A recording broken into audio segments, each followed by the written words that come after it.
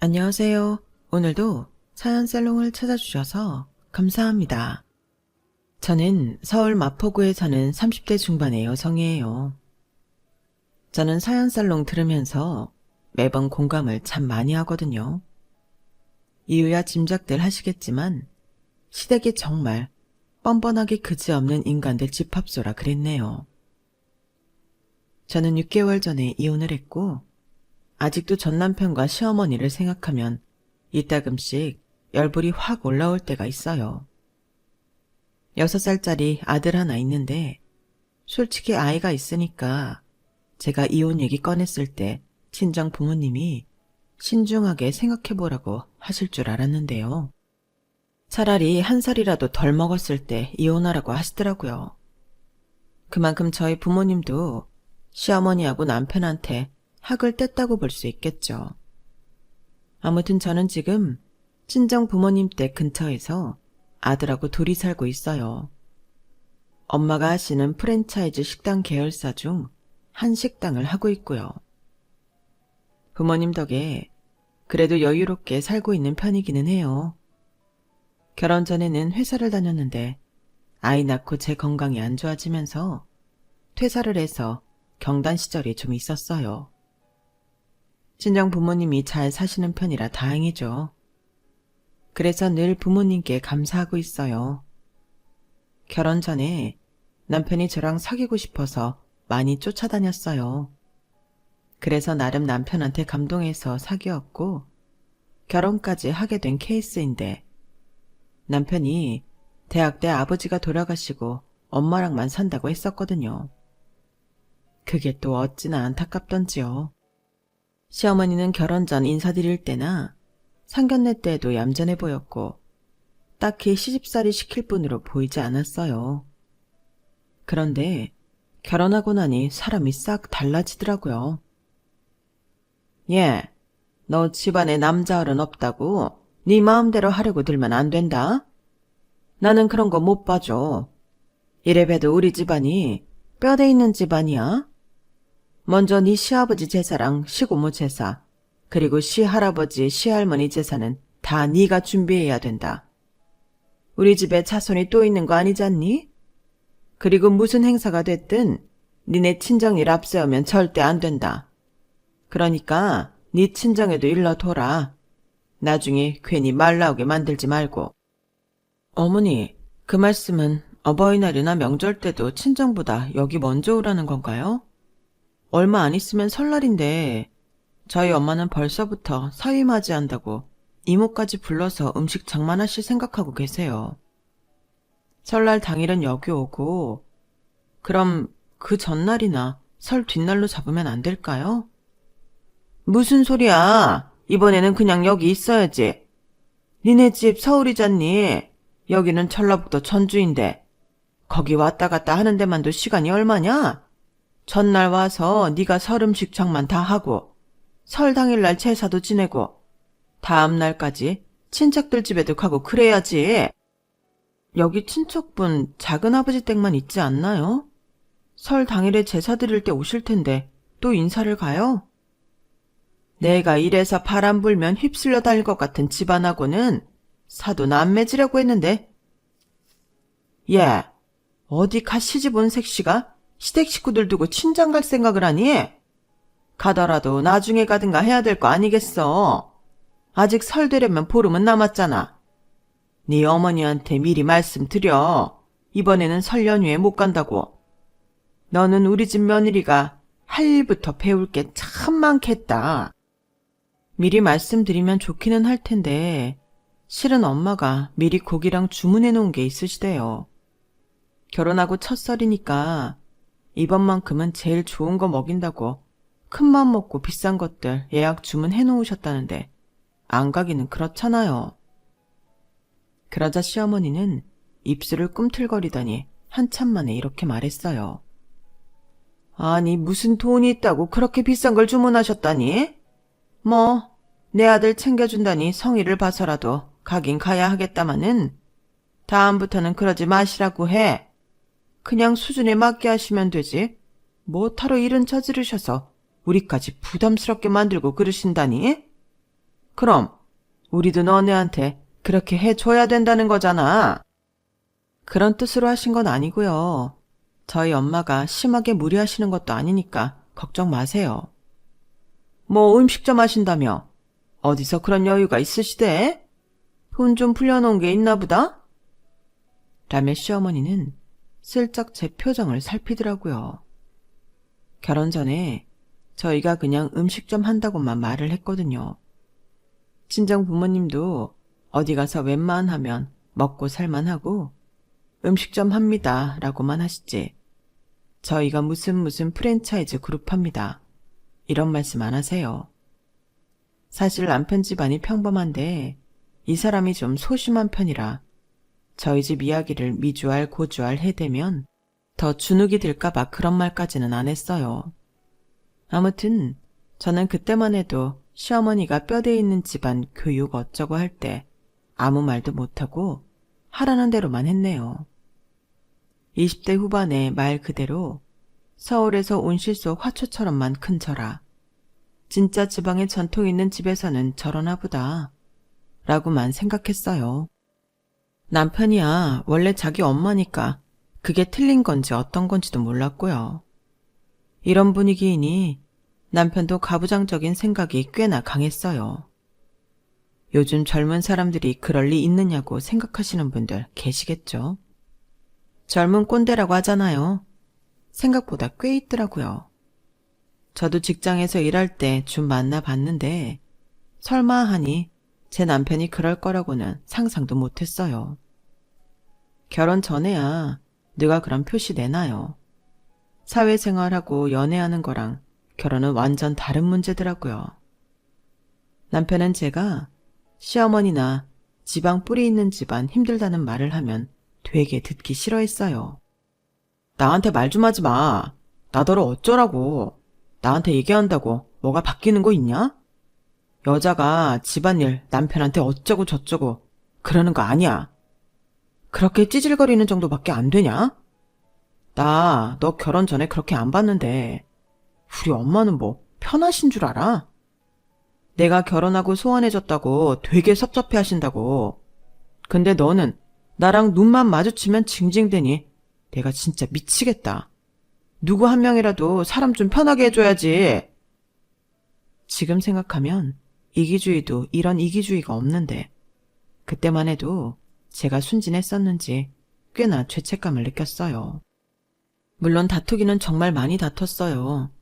근데 말로는 남편한테 어떻게 내 심정은 생각도 안 해주냐고 하면서도 내가 철이 없고 뭘 모르고 공주처럼 커서 관대하지 못한 것 같아 스스로를 참 많이 미워했어요. 절대 그게 아닌데 말이죠. 그때 저희가 경기도에 살고 있었는데 시어머니는 주말에 저를 불러내리지 못할 것 같으면 겨이 올라와서 저한테 대접을 받고는 했어요. 저더러는 명절 때 서울에서 전주 왔다 갔다 힘드니 시댁에만 있으라면서 한 달에 2-3번은 꼭 올라오더라고요. 그 일 때문에도 남편하고 싸운 적이 있는데 역시나 말이 통하지 않았어요. 너는 일주일, 아니 2주에 한 번 우리 엄마 밥 차려주는 게 그렇게 힘들고 피곤하냐? 엄마들은 예전에 다 그러고 살았어. 우리 엄마는 아빠 돌아가시고도 할아버지 밥 차린다고 하루가 멀다 하고 버스 타고 40분 거리에 있는 할아버지 댁 가셨다. 너는 우리 엄마가 집에 오기까지 하는데 뭐가 불만이냐? 나 진짜 너 보면 너무 철이 없어서 황당할 때가 많거든? 그러니까 제발 나한테 이런 일로 말 좀 하지 말래? 나 신경 쓸 일이 천지인 거 몰라? 어떻게 된 게 마누라가 남편 돕지는 못하고 짐을 더 얹어. 남편은 회사를 그만두고 개인 사업을 해보겠다며 일을 벌려놨었어요. 인터넷 쇼핑몰로 해외에서 물건을 들여와 팔았는데요. 해외 2곳에 아는 사람 나가 있는 거 믿고 제대로 시장 조사도 안 해보고 하는 것 같아 그것도 말렸다가 남자가 하는 일에 말이 많다는 소리만 듣고 아무 말 못했었네요. 지금 생각하면 제가 왜 그러고 살았는지 모르겠어요. 결혼하고 2년 됐을 때고 곧 아이도 태어나니 저는 참는 수밖에 없다고 생각했었네요. 제가 결혼 전에 시어머니 되게 얌전해 보였다고 했죠. 그런데 엄마는 이미 그때 시어머니가 어느 정도 시집살이 시킬 걸 예상하고 있었다더군요. 시어머니가 이런 말을 했거든요. 워낙 따님을 곱게 키우셔서 참 보기가 좋아요. 저희 집안이 원래 유서 깊고 격식 차리는 게 많아서 그런 거 다 몸에 익히려면 제가 옆에서 일일이 얘기를 좀 해야 될 것 같네요. 우리 솜이 좀 철없어 보이는 데가 있죠. 근데 자기 일 똑부러지게 잘하고 웬만한 건 저한테 배웠어요. 그러니까 크게 걱정은 안 하셔도 될 거예요. 박서방도 저희 집 가품 같은 거 빨리 익히라고 독촉하지는 않겠습니다. 사돈께서도 솜이 예쁘게 봐주세요. 네, 말씀 잘 알아들었습니다. 저도 몰아치지는 않을게요. 친정엄마가 그렇게 말을 했어도 시어머니는 귓등으로 흘린 거죠. 그걸 저는 잘 몰랐던 거고요. 결혼하고 쭉 저는 시어머니랑 남편의 나쁜 점에 대해 별로 말을 하지 않았어요. 서로 간에 감정만 상하는 일이라고 생각했죠. 제가 이혼할 게 아니면 그냥 묻고 가는 게 최선인 것 같았어요. 그러다 제가 아이를 낳고 친정엄마 옆에서 몸조리를 하게 됐어요. 그때 친정 부모님이 남편하고 시어머니를 초대해서 식사 대접을 한 적이 있었거든요. 엄마가 하는 프랜차이즈는 중식, 일식, 한식 브랜드가 있고 다 고급 전문 식당이라 꽤 비쌌어요. 그날 처음 시어머니랑 남편은 친정집에 대해 제대로 알게 됐죠. 아니, 난 무슨 동네 음식점 하는 줄 알았더니 저게 다 뭐냐? 규모가 어마어마하구나. 너도 너고 사돈들도 참 왜 저런 걸 제대로 말 안 하는 거냐? 넌 왜 니네 집안 사업을 안 하고 다른 회사를 다니는 거야? 어차피 네가 물려받을 거 아니야? 그런 건 아직 모르겠어요. 원래 외할아버지가 일구신 거고 엄마는 워낙 사업가 기질이 있고 음식에도 조예가 깊으셔서 물려받으신 거예요. 그럼 네 동생이 물려받을 수도 있다는 거냐? 저도 소영이도 식당이나 음식에 대해 별로 흥미가 없어요. 어떻게 될지는 잘 모르겠네요. 하면 다 하게 되는 게 일이라는 거야. 흥미 같은 소리 하는 거 보니 니들 자매도 참 배가 불렀다. 아무튼 저게 바깥 사돈 사업도 아니고 안 사돈 사업이라니 부럽기는 하다. 같은 여자인데 누구는 저런 일하고 누구는 일하고 사는구나. 웬일로 시어머니가 제 앞에서 신세한탄을 다 하더군요. 저희 집만큼은 아니어도 시어머니도 돌아가신 시아버지가 남긴 아파트에 예금까지 있어서 고생 없이 친구들하고 여행도 다니면서 사시는데 뭘 저러나 싶더라고요. 저희 결혼 때 신혼집 얻을 때도 양쪽 집에서 반반씩 보태도 힘들지 않았는데 그 정도면 괜찮잖아요. 저희 엄마가 사업을 한다는 것 자체에 꽤나 마음을 쓰는 것 같더군요. 어쨌든 아이를 낳은 다음부터 저는 육아를 핑계로 전주까지 내려가는 일은 줄어들게 되었어요. 시어머니야 작은 집이며 자기 신변이며 이런저런 핑계로 저를 어떻게든 불러내리려고 애를 썼지만 저도 살다 보니 요령이라는 게 생기더라고요. 그래서 우리 아들한테는 미안하지만 아이를 내세워 안 가게 됐어요. 시어머니가 만나는 횟수가 전보다 굉장히 많이 줄어들면서 싫은 소리도 듣는 것이 많이 없어졌어요. 대신에 이제는 남편과의 일이 두드러지게 많아지기 시작했어요.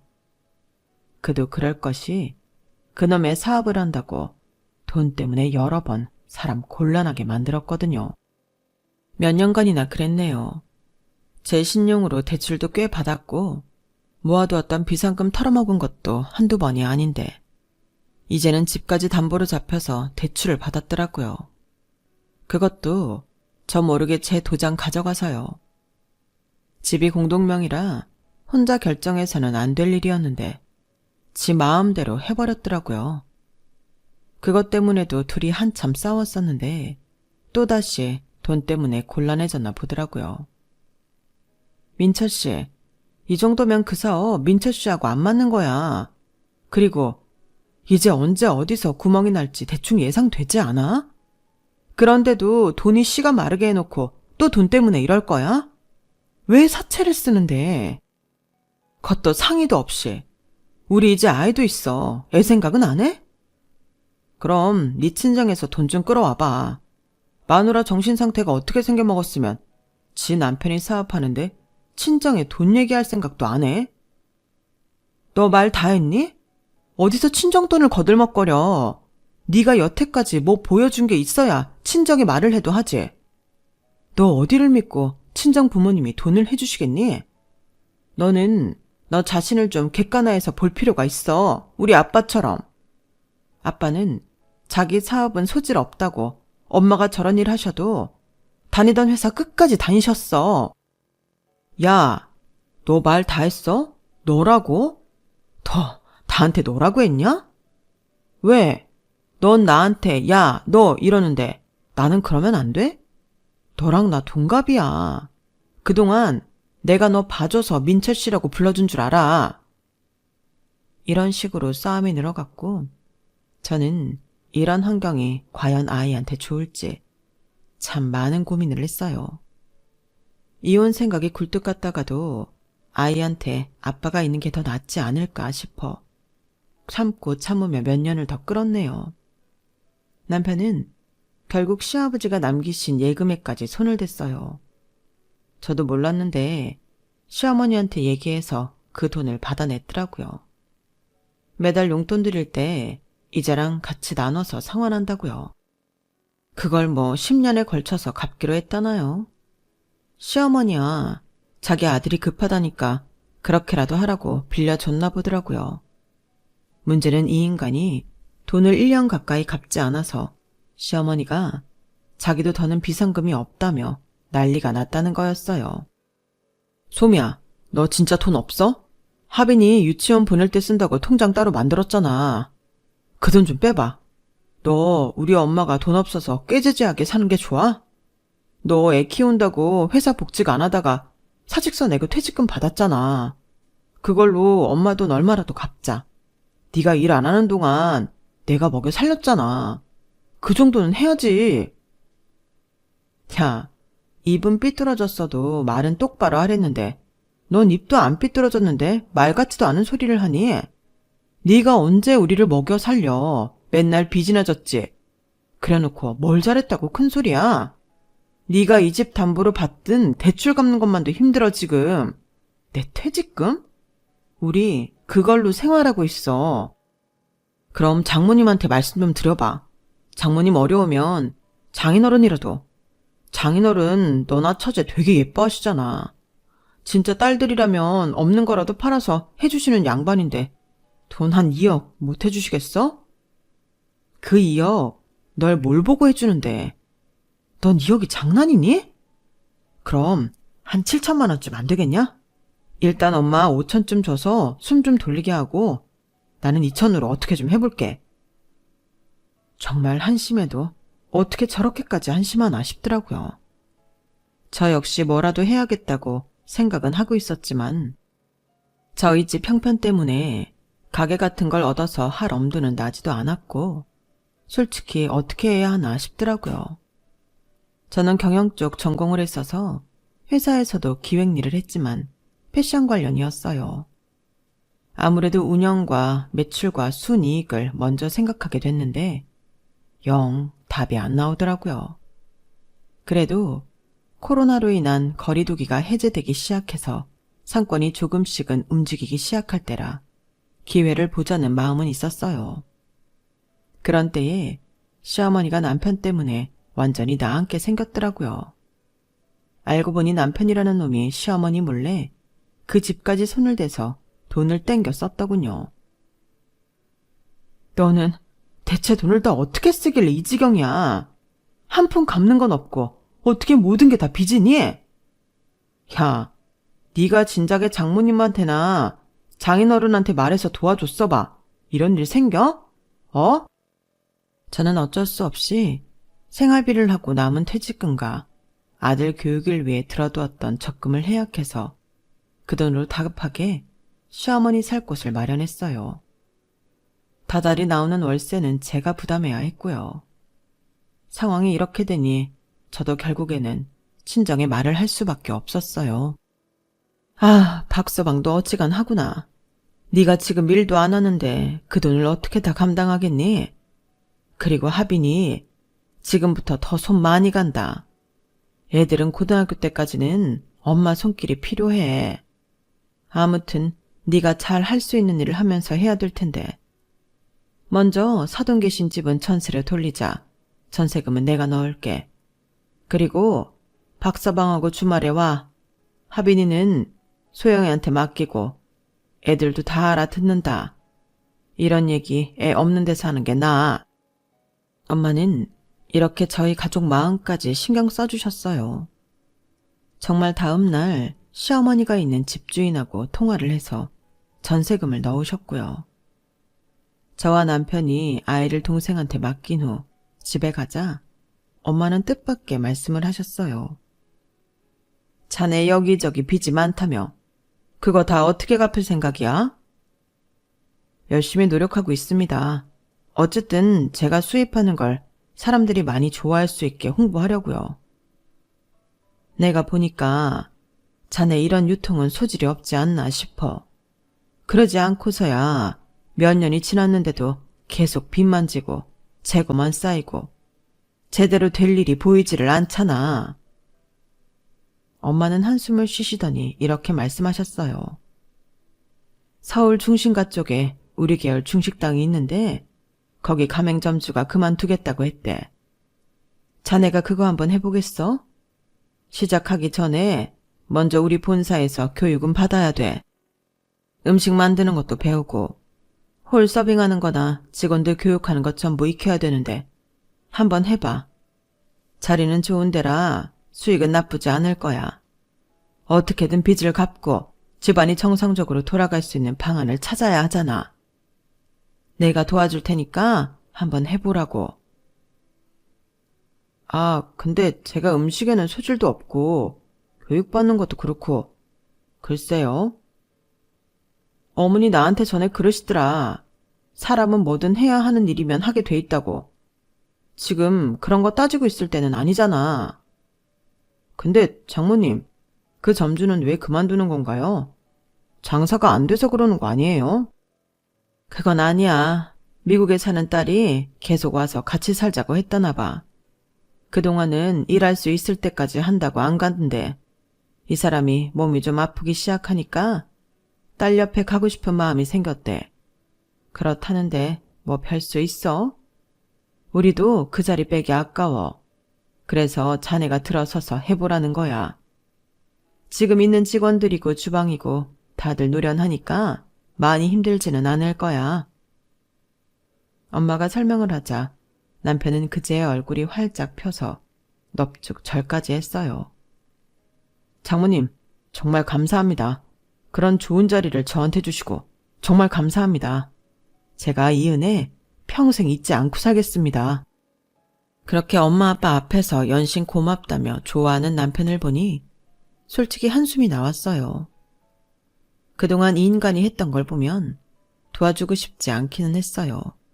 시어머니도 그렇고요. 친정 부모님이야 제가 고생하는 것도 보기 딱하고 시어머니가 월세 사는 게 안 됐으니 도와주신 거였죠. 또 그 월세까지 제가 감당해야 했으니까요. 시어머니도 저희 엄마가 사는 집을 전세로 돌려주신 걸 알고는 엄청 좋아하더라고요. 아우, 이래서 잘 사는 사돈 만나라고 하는가 보네. 내가 덕을 본다. 우리 형욱이도 그렇고 잘 됐다 얘. 그런데 고맙다는 말을 한마디 안 하는 거 있죠. 어찌나 얄밉던지 진짜 이런 걸 왜 도와주나 싶어 분통이 터질 뻔했어요. 남편은 본사에 가서 교육을 받기 시작했어요. 그런데 회사에서 말하기를 남편이 정말 못 배우더래요. 솔직히 점주 맡기기 불안할 정도라고 했어요. 엄마는 고심 끝에 중식당이 아닌 용산 쪽에 아예 가게를 새로 내주시기로 했어요. 한식당으로요. 그러면서 저한테 이렇게 말씀하셨어요. 잘 들어. 박서방은 거기 일단 매니저로 일할 거야. 그건 박서방도 동의했어. 점주는 너야. 알겠어? 그 용산 건물 너랑 소영이 공동명의로 해놓은 거야. 이런 거는 일단 얘기하지 마. 가만 보니까 박서방이 생각보다 자존심이 굉장히 세더구나. 직원들이 그러는데 자기가 내 사위랍시고 좀 거드름을 폈나 보더라. 권위적이라는 말들을 해. 그래서 매니저에서 잘 되면 가게 새로 내주겠다고 하고 일 시작하기로 했으니까 너는 아무 말 말고 그냥 있어. 네가 점주에다 건물이 너랑 소영이 거라는 걸 알면 또 어떨지 모르니까. 알았지? 저는 엄마한테서 한식당에 대한 매뉴얼과 음식 교육을 단단히 받았어요. 물론 실질적인 건 밑에 담당 직원이 했지만 매번 와서 엄마가 체크하셨어요. 직원들 교육하는 것까지도요. 그리고 매니저를 한 명 더 둬서 남편한테는 그 사람이 점주인 걸로 소개했어요. 나 근데 이렇게까지 해서 그 사람 엄마 식당 일 시켜야 하나 모르겠어. 정말 그동안 한 짓 생각하면. 나라고 뭐 좋니? 네 남편이고 우리 하빈이 아빠이고 내 사위니까. 그렇지. 어쨌든 사람 구실은 하게 만들어 놔야 될 거 아니야. 사부인은 대체 어떻게 교육을 했길래? 아니다. 뭐 자식이 다 부모 마음대로 되는 거 아닌데 이런 말 하는 거 아니지. 아무튼 이런 여러 사정을 거쳐 가게는 오픈을 했고 남편은 자기가 매니저라며 저한테도 꽤나 거들먹거리더라고요. 매니저 되려면 얼마나 교육을 받아야 되는지를 아느냐고 하면서요. 가소로웠지만 저는 아무 말도 하지 않았어요. 처음 오픈하고 엄마는 상황도 자주 보러 오셨고 모임도 몇 번 저희 식당에서 하셨어요. 그렇게 자연스럽게 홍보를 하는 거였죠. 동생까지도 자기 인맥 동원해서 저희 가게 매상 많이 올려줬고요. 아무튼 여러 사람의 노력 끝에 식당은 생각보다 빨리 자리를 잡았고 매출도 어느 정도 이상 나오기 시작했어요. 저나 친정 부모님도 한시름 놓았고 남편하고 시어머니는 아주 좋아 죽더라고요. 그렇게 1년 가까이 되어가니 가게는 그 주변에서 맛집으로 소문이 나고 남편도 제법 일을 잘하게 되었어요. 그때부터 남편이 엄마한테 자기 점주 시켜달라고 조르더라고요. 장모님, 제가 이제 일 진짜 잘하거든요. 중식은 음식 퀄리티 내는 게 어려워서 그랬는데 한식은 좀 되네요. 제가? 하, 저한테 한식 조리사 자격증 따라고 하실 때에는 정말 앞이 막막했는데 저의 새로운 재능을 발견한 것 같습니다. 그래서 말인데 제가 잘하면 점주로 가게 따로 내주신다고 했던 말씀 기억하세요? 기억하지. 그래, 자네 일 잘하고 있는 거 나도 다 들었어. 한번 보자고. 우리 좀 매출 안 좋은 데는 정리를 하고 자리 좋은 데 다시 알아보고 있으니까 그 중에 하나 해보도록 하지. 감사합니다. 제가 정말 잘할 수 있거든요. 걱정 안 끼치겠습니다. 엄마는 남편이 그래도 좀 변했나 보다라며 마음을 놓으시는 것 같았어요. 이제 엄마가 남편을 믿나 보다 했는데 저한테 이러시더라고요. 박서방 지금부터 어떻게 하는지 잘 지켜봐. 내가 김상훈 매니저한테도 잘 지켜보라고는 했어. 너는 식당 들린 척하고 열심히 하는지 봤다가 나한테 얘기해줘. 이게 사람이 원하는 걸 갖게 되면 마음이 달라질 수도 있어서 그래. 엄마는 정말 철저하신 분이라는 걸 그때 새삼 깨달았어요. 그런데 남편도 그렇고 시어머니도 그렇고 이 모자가 얼마나 황당했는 줄 아세요? 남편이 가게 점주 되게 생겼으니 시어머니 사는 집을 옮겨달라는 거였어요. 아직 내가 엄마 적당한 집 마련해줄 돈이 없잖아. 그러니까 우리 엄마 집 이번까지만 장모님이 좀 해주실 수 없을까? 안 그래도 며칠 전 시어머니가 저한테 똑같은 말을 해서 황당해하고 있었거든요. 자기가 사는 집이 작다며 이래가지고 그런 큰 사업하는 저희 집 사돈이라는 게 부끄럽지 않겠냐고요. 이거는 저희 집에도 안 좋다나요? 아주 되게 생각해주는 척 하더군요. 그래서 제가 아무 말 안 했더니 둘이서 저를 둘러싸고 앉아서는 남편이 저런 말을 하는 거였어요. 저는 일부러 시어머니 찔레라고 이렇게 말했어요. 아니, 우리 엄마가 은행이니? ATM기야? 엄마가 지금까지 해준 게 얼만데 그래. 그리고 그 집 전세 얼마인 줄이나 알고 그런 소리 해. 그리고 우리 집은 사는 곳 같고 누구 부끄러워하거나 자존심 세우지 않으니까 그런 걱정하지 마. 아무리 그래도 말을 그렇게 하냐. 집을 좀 옮겨줄 수도 있는 거지. 정 그러면 당신이 대출받아서 옮겨드려. 그러면 되잖아. 당신 빚 정리하고 있는 거 다 알아. 근데 나 몰래 집 담보받아 쓴 대출은 내가 계속 갖고 있잖아. 그러니까 어머니 새 집은 당신이 알아서 해. 그러자 시어머니가 세모로 눈을 뜨고는 저한테 이러는 거였어요. 너 아주 웃긴다. 니네 친정에서 우리 좀 도와줬다 이거냐? 은행이니 뭐? ATM? 그건 또 뭐냐? 아주 별소리를 다 듣겠구나. 내가 며느리한테 이런 대접이나 받아야 된다니 진짜 기막히다. 아무리 니네 친정에서 도와줬다고 한들 우리 아들이 일 잘하지 않았으면 그 식당 그렇게 잘 됐겠어? 실질적으로 일하는 건 우리 아들인데 점주가 뭐 한 게 있다고? 이건 순전히 우리 형욱이 공이지. 니네 친정이 잘한 거 하나 없다. 그걸 알아야지. 정말 기가 막힌 걸 지나 분노가 치솟았어요. 두 사람은 아주 단단히 착각 속에 빠져 있었어요. 저는 남편하고 대판 싸웠어요.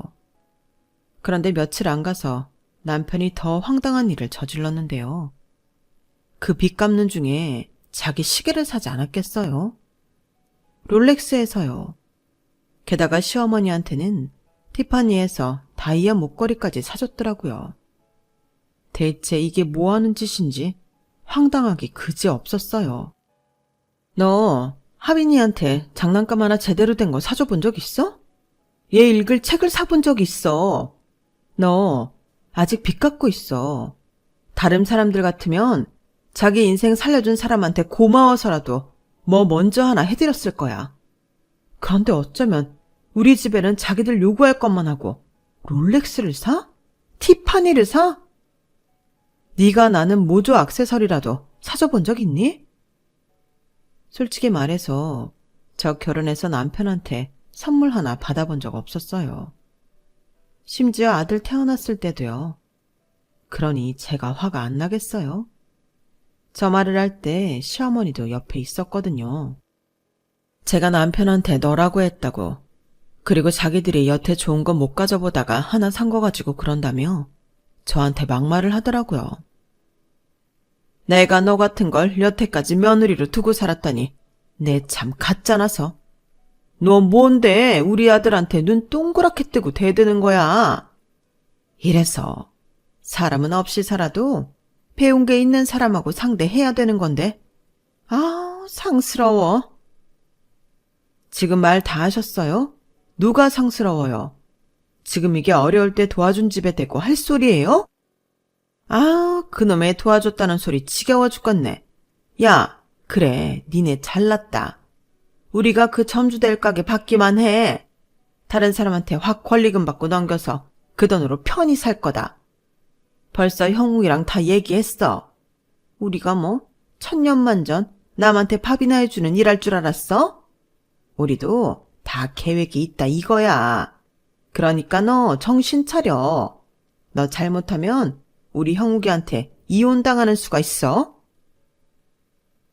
지금 이혼이라고 하셨어요? 그래요, 어머니? 너 자꾸 니네 친정이 얼마 해준 줄 아느냐 그딴 말하는데 우리는 쓸만한 돈 쓴 거다. 우리 지방 유서 깊은 집안하고 사돈 맺었으니 집안의 품격이 올라가지 않았겠어? 그거 돈 주고도 못 사는 거야. 그리고 내가 너같이 마음도 좁고 뭐 하나 제대로 할 줄 모르는 애를 며느리로 두고 지금까지 가르치며 살았는데 그 돈 못 받겠니? 너 자꾸 돈돈거리지 마. 세상이 다 돈으로 뭐든 되는 줄 알아? 그러니까 너 조심해. 우리 가게 받고 나서 팔면 너랑 형욱이 이혼시키는 거 진짜 알아볼 거야. 시어머니가 아주 선을 넘는 말을 거침없이 해대자 슬슬 남편도 제 눈치를 보며 자기 엄마를 말리려 들었어요. 하지만 시어머니는 아랑곳하지 않았어요. 저는 그 순간 내가 여태 뭘 붙잡고 산 건가. 무슨 좋은 일이 있다고 이딴 남자랑 계속 살았나 하고 후회가 됐어요. 저는 남들 보기에 문제 없어 보이는 가정에만 너무 집착하고 있었던 거였어요. 순간 저는 결심했고 시어머니랑 남편한테 말했어요. 그러세요 그럼. 뭐타로 가게 받아 넘길 때까지 기다리세요. 지금 당장 안 살면 되죠. 야, 소미야, 왜 이래? 남편은 그제야 사태의 심각성을 깨달았는지 표정이 확 변해서 저를 잡고 말렸어요. 그러다 저랑 눈이 마주치자 찍소리도 못하더라고요. 그만큼 제가 진지하다는 걸 알았겠죠. 저는 아예 딱 마음을 먹었거든요. 지금 바로 갈라서죠. 이혼할게요. 야, 박형욱, 이거 니네가 원해서 하는 거야. 알았어? 나 이 집 팔아서 내 목 챙길 테니까 너 알아서 해. 대출 남은 건 네가 갚고. 저는 거기까지만 말하고 나가면서 부동산에 집을 내놓았어요. 그리고 이틀이 지나 이혼 서류를 가져왔더니 남편은 별다른 말 없이 도장을 찍더군요. 알고 보니 혹시 자기가 새 가게 점주가 안 되더라도 지금 있는 제 가게에서 매니저로 일하면서 김상훈 씨한테 월급을 올려달라고 할 생각이었더라고요. 정말 어리석죠. 저희가 시어머니 전셋값 돌려달라고 하지 않을 줄 알았나 봐요. 그 돈하고 올려받은 월급으로 어찌어찌 한다고 둘이서 꿍얼대던데 그 말을 듣고 저는 왜 남편이 그동안 사업을 말아먹었는지 알 수 있었어요. 일단 계산 자체가 안 되는 인간이었어요. 저는 말 없이 이혼 서류를 받아가서 접수를 했고 그 다음에 김상훈 씨한테 전화를 해서 남편을 해고하라고 했어요. 몇 시간이 지나자 남편한테서 전화가 불이 나게 오더라고요.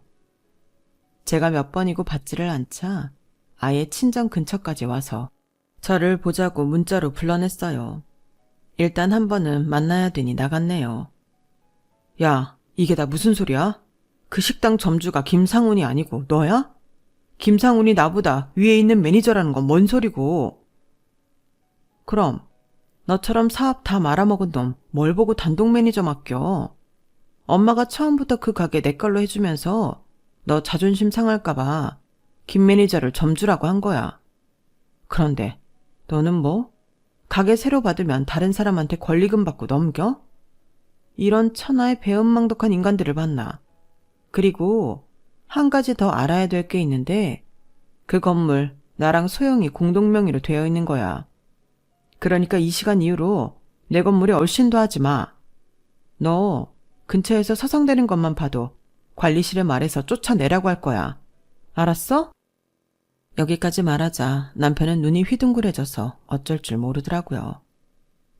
저는 미리 챙겨간 건물 등기부 등본까지 보여줬어요. 아니, 왜 이런 걸 말을 안 한 거야? 처음에도 장모님 사업 숨기고 이제는 점주인 것도 숨기고 건물주인 것도 숨기고 이런 경우가 어딨어? 나 이 이혼 순순히 못하겠어. 억울해서 못하겠다고. 이미 접수했는데 네가 못하겠으면 어쩔 건데? 왜? 변호사라도 사서 소송 걸게? 어디 해봐 그럼. 그렇게 말하고 집에 들어왔더니 얼마 안 돼 시어머니한테서 전화가 또 미친 듯이 오더라고요. 결국 그날 한밤중에 시어머니는 저희 집까지 찾아왔어요. 사부인, 그리고 아가, 저희한테 이러시면 안 되죠. 어떻게 그 가게 점주인 것도 말 안 하고 건물주가 우리 며느리인 것도 말을 안 합니까? 이런 법이 어딨어요. 이래가지고 가족이라고 할 수 있겠어요? 그러니 저도 하지 않아도 될 말까지 한 거 아니겠어요? 가게 받으면 다른 사람한테 넘긴다는 거랑 제가 내준 전셋값 갚지 않겠다는 거, 그리고 우리 솜이 대개 아들하고 이혼시킨다는 거요. 가족이 그런 말을 합니까? 참 뻔뻔하십니다. 아니, 그거야 말이 그렇다는 거죠. 저희가 좀 좋은 시계랑 다이아 좀 샀다고 얘가 하도 난리를 치니까 저도 그만 속상해서. 아무튼 오해 푸세요, 사부인. 예, 너도 마음 풀어라, 어? 됐습니다. 대체 이게 뭐 하는 짓입니까? 어떻게 빚 갚을 게 한참 남았고 집 담보대출은 아내가 갖고 있는데 자기네들끼리 사치품을 사요. 저 이 이혼 찬성했습니다. 우리 남편도요. 그러니까 더 이상 사돈사돈 하지 말고 돌아가세요. 엄마 말씀 들으셨죠? 이제 저희 아무 사이 아니에요. 그러니까 그만 가세요. 아우, 예, 너무 그러지 말고 일단 진정을 좀 해봐. 너 이런 애 아니잖니? 이런 애가 어떤 앤데요? 그동안은 제가 멍청해서 아줌마가 하는 말도 안 되는 소리 참고 살았던 거예요. 아줌마 아들까지 참아가면서요. 우리 하빈이한테 이런 아빠랑 할머니 없는 게 나아요. 그리고 저희 전세 뺄 거니까 그렇게 아세요. 시어머니는 얼굴이 새하얗게 질려서 계속 잘못했다, 죄송하다 싹싹 빌었지만 아무 소용 없었어요. 이미 저희는 그 집안이 신물날 정도로 지겨웠으니까요. 그렇게 다시 빈털터리가 된 남편과 시어머니는 한바탕 싸우고 난리도 아니었다고 하네요. 결국 저는 뜻대로 이혼을 했고 남편과 시어머니는 전주에 있는 작은 집에서 하는 가게일 도우며 어렵게 살고 있다는 말을 들었어요. 저는 그 사람들은 고생 좀 해봐야 된다고 생각해요. 희한한 건 우리 아들이 아빠를 찾지 않는다는 거예요. 친정 가까운 데에 살면서 아빠랑 동생 가족하고 더 재미있게 놀아서인지 아이도 훨씬 밝아졌지 뭐예요. 남편은 자기 친아들인데도 단 한 번 보러 올 생각을 하지 않네요. 자기 처지가 창피해서 그런 건지 모르겠지만 원래 같이 살 때도 아들한테 애틋하거나 그러지 않았어요. 어쩌면 제가 알던 것보다 더 자기만 아는 사람들일지도 모르겠네요. 저는 앞에서도 말씀드렸듯이 그 식당 운영하며 친정도움으로 잘 살고 있어요. 지금은 그저 우리 아들 잘 키우는 거, 그거 하나만이 제 인생의 목표예요. 부모님께 효도는 물론 하는 거고요. 제 이야기는 여기까지예요. 끝까지 들어주셔서 다들 감사드리고요. 매일 더 많이 행복해지시길 바랄게요. 저한테도 응원 주세요. 여러분, 사연 댓글에 응원과 현명한 조언 부탁드려요. 좋아요와 구독은 저에게 큰 힘이 됩니다. 오늘도 좋은 일 가득하세요.